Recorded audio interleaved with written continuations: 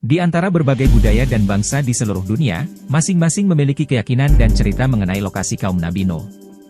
Orang Arab meyakini lokasinya ada di Arab, sementara orang Jepang, Cina, Eropa, dan bahkan Indonesia, masing-masing mengklaim lokasinya berada di negeri mereka. Namun, ketika seorang ilmuwan asing menunjuk ke Indonesia, kita tidak bisa menolak begitu saja, tanpa melihat alasan yang mendasarinya. Profesor Arisio Santos, seorang ilmuwan yang telah menghabiskan 30 tahun untuk meneliti topik ini, yakin bahwa Indonesia memiliki hubungan erat dengan Atlantis, dan peristiwa banjir besar pada masa Nabi Nuh. Dengan 53 ciri khas yang sesuai dengan deskripsi Atlantis, Profesor Santos menegaskan bahwa Indonesia sangat mungkin terkait erat dengan peristiwa tersebut.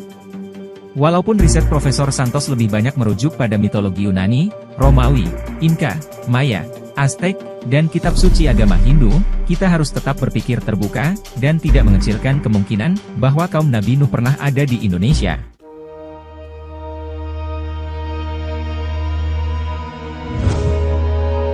Dalam Al-Quran, kisah Nabi Nuh disebutkan sebagai tanda bagi seluruh alam semesta. Namun, penjelasan yang singkat ini mungkin kurang jelas dan mudah dipahami. Oleh karena itu, disarankan untuk membaca buku setebal 600 halaman yang berisi kisah lengkap Nabi Nuh dalam Al-Quran, dan membandingkannya dengan penjelasan lain seperti yang diungkapkan oleh Profesor Santos tentang Atlantis. Profesor Arisio Santos menjelaskan, bahwa Atlantis tenggelam sekitar 11.600 tahun yang lalu. Bukan hanya Atlantis yang hilang, namun juga 20 juta penduduknya yang hidup dalam kebudayaan modern. Beberapa penduduk berhasil selamat, dan melarikan diri menggunakan perahu. Simbol-simbol dari beberapa suku kuno seperti Mesir, Inka, Maya, dan Aztek, menggambarkan migrasi ini. Peristiwa ini juga menjadi akhir dari zaman es Pleistosen, karena abu dari letusan Gunung Krakatau Purba, mencairkan es yang melingkupi mayoritas permukaan bumi. Abu tersebut berasal dari letusan Gunung Krakatau Purba, yang memutuskan Pulau Jawa dan Sumatera, menyebabkan bencana alam, dan meningkatkan permukaan air laut hingga 200 meter, sehingga Atlantis tenggelam di bawah laut. Hal ini didukung oleh peta batimetri Indonesia yang menunjukkan bahwa perairannya dangkal di sekitar pulau-pulau seperti Sumatera, Jawa, Kalimantan, dan Sulawesi. Ciri-ciri Atlantis adalah wilayah tropis dengan suhu hangat, 2 kali panen padi-padian dalam setahun, dan tanah yang sangat subur. Keyakinan ini semakin menguat setelah terjadinya tsunami besar di Aceh pada tahun 2004. Namun, sayangnya ia meninggal sebelum dapat melakukan penelitian ke Indonesia. Profesor Santos menyarankan untuk melakukan penelitian bawah laut di kedalaman 150 hingga 200 meter di perairan Indonesia, terutama di Lautan Jawa, untuk membuktikan klaim ini. Jika benar bahwa Atlantis adalah Indonesia, klaim Barat akan terbantahkan bahwa segala kebudayaan dan kemajuan berasal dari Eropa. Hal ini juga akan meruntuhkan teori tentang tumbukan meteor sebagai penyebab awal dan akhir zaman es. Meskipun sudah banyak ekspedisi yang dilakukan di berbagai tempat di dunia, seperti Siprus, Afrika, Laut Mediterania, Amerika Selatan, Kepulauan Karibia, dan Mesir, belum ada bukti yang sahih tentang keberadaan Atlantis. Namun, sekarang Indonesia dikenal sebagai lokasi Atlantis, surga dunia yang tenggelam dalam semalam, dengan dibuktikan adanya banyak bangunan kuno yang berabad-abad lamanya, yang terlihat di dasar Laut Selat Sunda. Sebelum bencana banjir itu terjadi, wilayah Indonesia seperti Sumatera, Jawa, Kalimantan, dan Nusa Tenggara, diyakini masih menyatu dengan semenanjung Malaysia dan benua Asia. Kemudian letusan Gunung Krakatau Purba, mengakibatkan terbukanya Selat Sunda, dan tenggelamnya sebagian permukaan bumi yang kemudian disebut Atlantis. Bencana ini juga menyebabkan punah hampir 70% spesies mamalia, termasuk manusia. Beberapa spesies manusia seperti hobbit yang ditemukan di Pulau Flores, kemungkinan juga musnah pada waktu yang sama. Menurut cerita Plato, Atlantis adalah negara yang kaya, dan selalu terkena sinar matahari. Santos mengaitkan cerita ini dengan keberadaan Atlantis di Indonesia, karena wilayah di sekitar garis khatulistiwa yang terkena sinar matahari sepanjang waktu, hanya ada di sini. Atlantis merupakan pusat peradaban dunia dengan kekayaan alam, ilmu pengetahuan dan teknologi, bahasa, serta kebudayaan lainnya. Kekayaan Indonesia termasuk rempah-rempah, juga memungkinkan adanya Atlantis berada di wilayah Nusantara. Ribuan pulau di Indonesia, sebenarnya adalah puncak gunung dan dataran tinggi dari benua Atlantis yang tenggelam. Meskipun terdapat banyak bukti keberadaan Atlantis di Indonesia, keengganan dunia barat untuk mengakui Indonesia sebagai wilayah Atlantis, disebabkan karena hal tersebut akan merubah catatan sejarah tentang siapa yang menemukan peradaban. Banyak arkeolog Amerika Serikat selain Santos, juga mempercayai bahwa Atlantis adalah sebuah pulau besar bernama Sundaland, yang ukurannya 2 kali lebih besar dari India. Sundaland saat ini hanya terdiri dari Sumatera, Jawa, dan Kalimantan. Pulau Natuna di Riau, mungkin menjadi contoh terbaik dari sisa-sisa Atlantis, karena penelitian menunjukkan bahwa gen penduduk asli Natuna mirip dengan bangsa Austronesia tertua.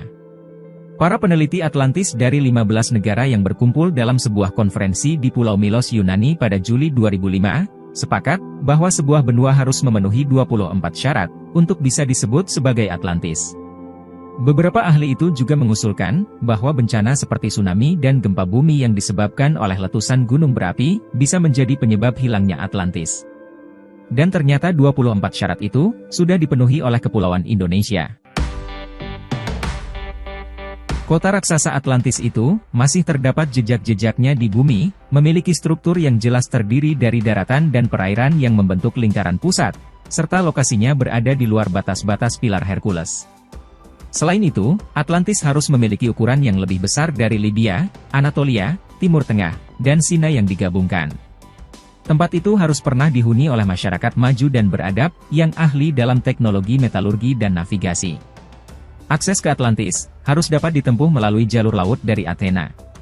Atlantis juga harus pernah berada dalam situasi konflik dengan Athena, mengalami kerusakan fisik yang sangat besar dan tidak bisa terbayangkan. Atlantis hancur sekitar 9.000 tahun sebelum Mesir abad ke-6 sebelum Masehi, dan sebagian wilayahnya terletak 50 stadia dari pusat kota. Atlantis juga memiliki populasi yang cukup padat untuk menopang pasukan besar, dan memiliki agama yang mengorbankan sapi-sapi. Keruntuhan Atlantis terjadi karena gempa bumi, yang menyebabkan jalur pelayaran tertutup. Atlantis memiliki keunikan dalam bentuk banyaknya mata air, baik yang panas maupun dingin, yang mengandung mineral yang beragam.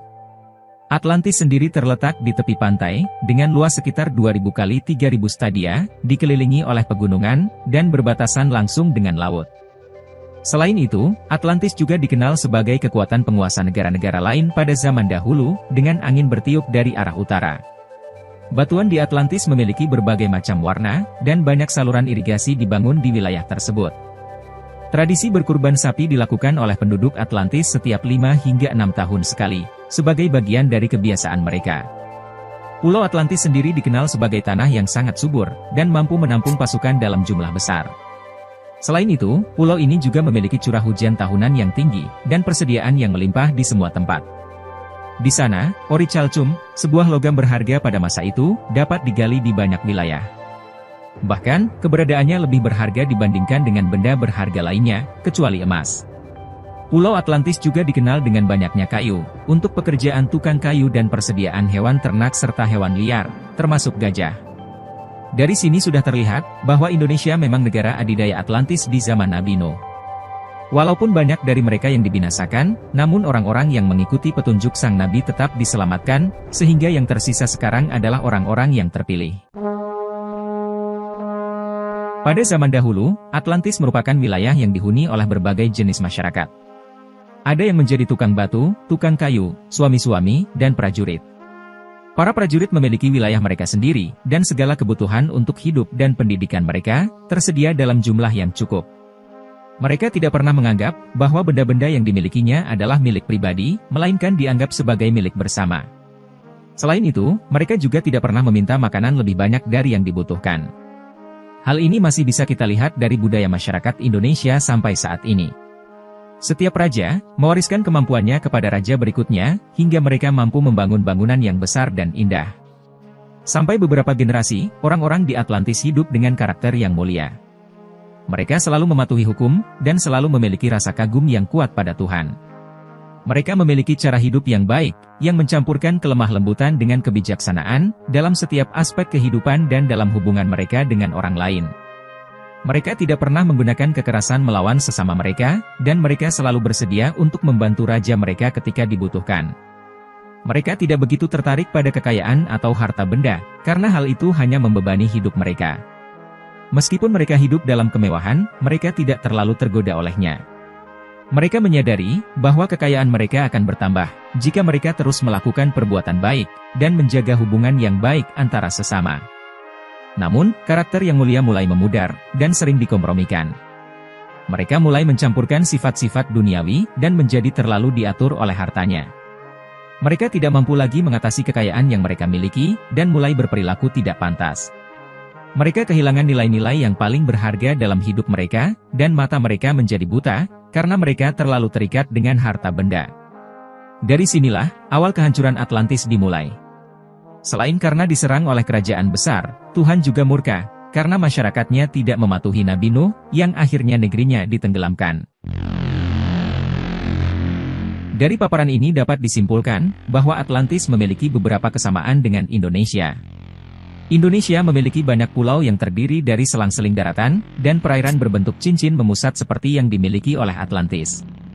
Selain itu, Indonesia juga memiliki jajaran pegunungan yang menyambung menjadi Ring of Fire, seperti yang dimiliki oleh Atlantis. Selain itu, Indonesia juga memiliki sejarah perdagangan laut yang panjang, seperti yang dimiliki oleh Atlantis. Buku Penjelajah Bahari, Pengaruh Peradaban Nusantara di Afrika karya Robert D. Creagh, juga turut membawa angin segar terhadap bukti-bukti arkeologis tentang peranan pelaut Indonesia kuno dalam memajukan perdagangan dunia.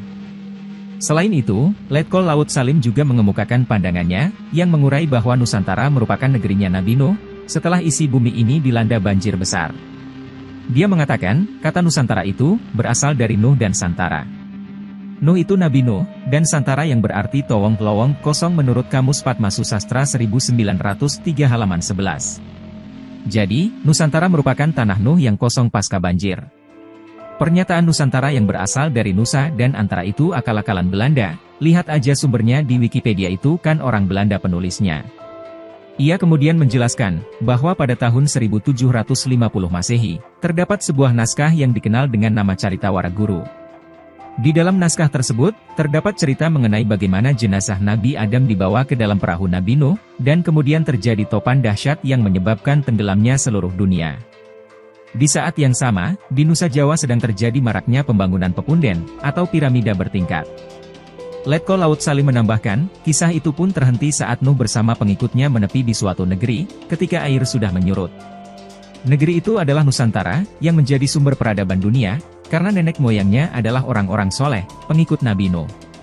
Ketika populasi semakin bertambah, mereka lalu menyebar lagi ke seluruh dunia, dan lama-kelamaan bahasa pun menjadi beraneka ragam, namun tetap memiliki etos dan legenda yang sama dengan mitos-mitos di Nusantara.